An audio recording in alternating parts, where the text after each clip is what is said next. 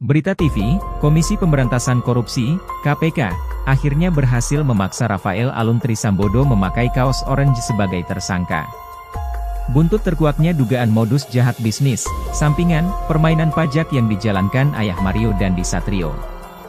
Koordinator Masyarakat Anti Korupsi, atau Maki Boyamin Saiman memandang bisnis haram yang dilakukan Rafael Alun lewat gratifikasi melalui perusahaan konsultan pajak miliknya bukan merupakan praktek baru. Kalau memang dugaannya mau bermain dan mencari keuntungan sangat mudah.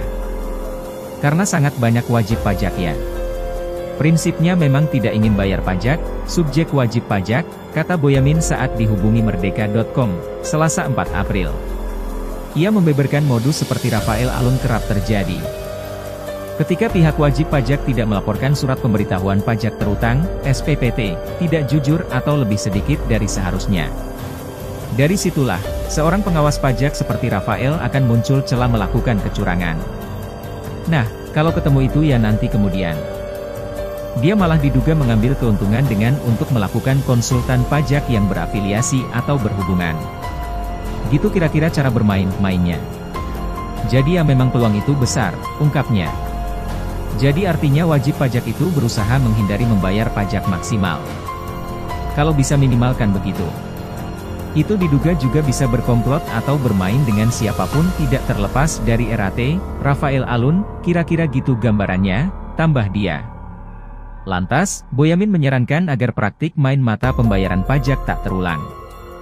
Karena pengawasan dalam konteks transaksi perpajakan sudah lebih mudah, pasalnya setiap transaksi telah memakai jasa bank dan sistem keuangan.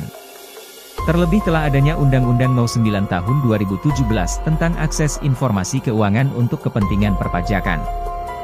Dengan aturan itu sudah bisa pihak pengawas melihat dan mendeteksi data pajak perusahaan. Maka kesempatan oknum-oknum nakal itu tidak bisa. Karena, ada undang-undang yang mengatur itu.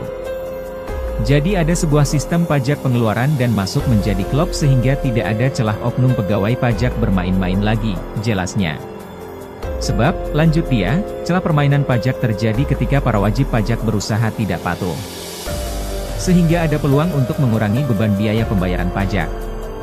Padahal, kalau pembayaran dilakukan sesuai kewajiban maka celah permainan tidak akan terjadi. Bayarnya dengan jumlah besar sehingga ya otomatis kalau dia membayar pajak sesuai kewajibannya. Maka tidak mau bermain-main lagi. Mau suap atau gratifikasi itu kan sudah tidak ada lagi. Misalnya saya wajib bayar pajak 100 juta rupiah, terus saya bayar 100 juta rupiah ya maka ya otomatis saya tidak akan suap siapa-siapa, tuturnya. Usut tuntas. Di samping itu, peneliti Pusat Kajian Anti Korupsi, PUKAT, UGM Yuris Reza Kurniawan menilai kasus Rafael Alun harus ditangani lebih serius lagi oleh KPK sebab, ada dugaan kaitan dengan hubungan transaksional antara pejabat pajak dan perusahaan pengusaha. KPK sebaiknya juga serius menelusuri dan mengumpulkan bukti, apakah dalam kasus ini terdapat permufakatan jahat. Sebab, jika hak tersebut ditemukan maka bukan lagi sekedar gratifikasi tapi menjurus ke korupsi jenis suap sehingga pemberi suap juga harus diproses secara hukum, ujarnya. Selain itu, Yuris juga menyarankan agar KPK segera menyusun strategi agar tindak pidana pencucian uang, TPPU, bisa diungkap. Agar, segala aset dari hasil bisnis haram Rafael bisa disita dengan bersama proses hukum gratifikasi. Sebab, pemidanaan terhadap pelaku korupsi tidak cukup hanya dengan pidana badan bagi pelakunya, tetapi juga harus memastikan semua aset YG didapat dari tindak pidana tidak bisa dinikmati lagi oleh pelaku korupsi, tambah dia. Di samping itu, Yuris juga mengatakan penyidikan KPK sebaiknya menjadi pintu masuk untuk mengungkap kasus hukum lainnya di Kementerian Keuangan, Kemenkeu. Mengingat persoalan YG terjadi diduga melibatkan banyak pejabat di sektor pajak dan mungkin juga bea cukai. Penegak hukum mestinya juga secara tuntas mendalami dugaan tindak pidana pejabat lain di Kemenkeu yang menggunakan pola serupa, lanjutnya. Modus Rafael Alun. Sebelumnya, mantan pejabat Direktorat Jenderal Pajak Kementerian Keuangan, DJP Kemenkeu, Rafael Alun Trisambodo ditahan Komisi Pemberantasan Korupsi, KPK. Dia diduga menerima $90.000 Amerika atau sekitar 1,3 miliar rupiah melalui perusahaan konsultan pajak miliknya.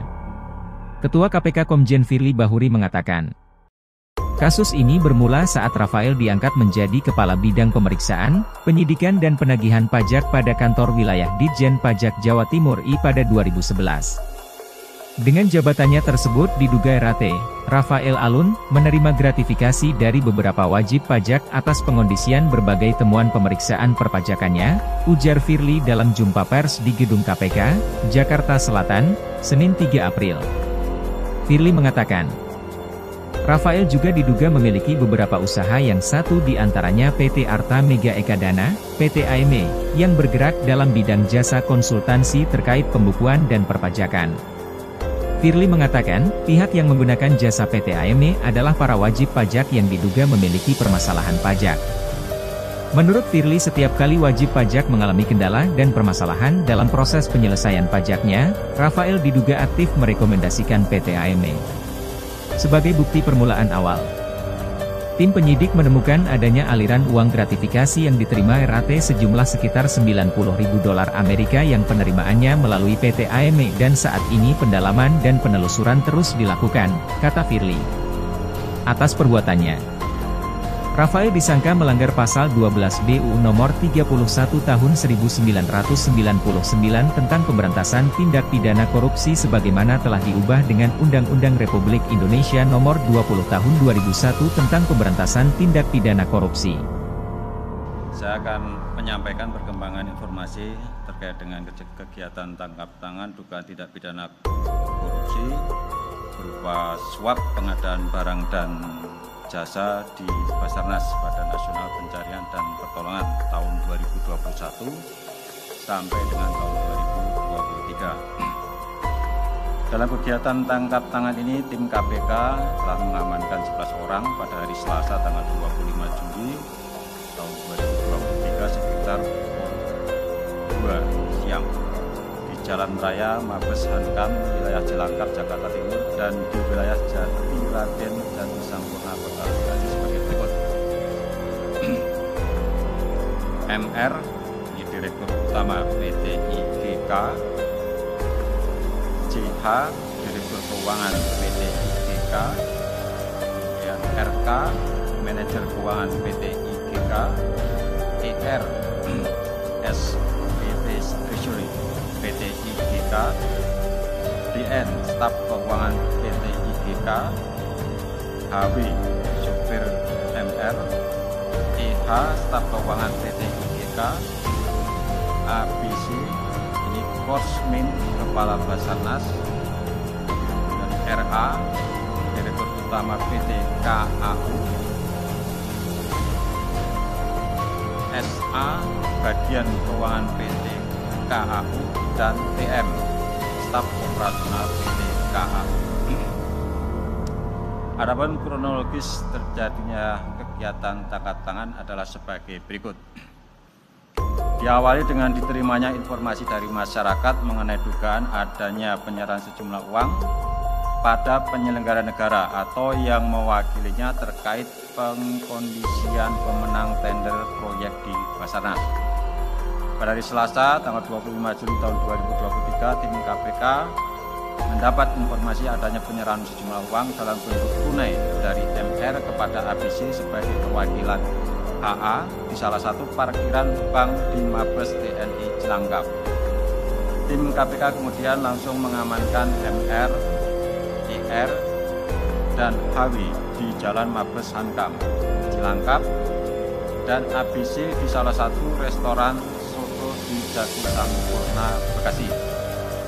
Turut diamankan goodie bag yang disimpan dalam bagasi mobil ABC yang berisi uang sejumlah Rp999,7 juta, hampir 1 miliar. Para pihak yang diamankan beserta barang bukti kemudian dibawa ke Gedung Merah Putih KPK untuk selanjutnya dimintai keterangan.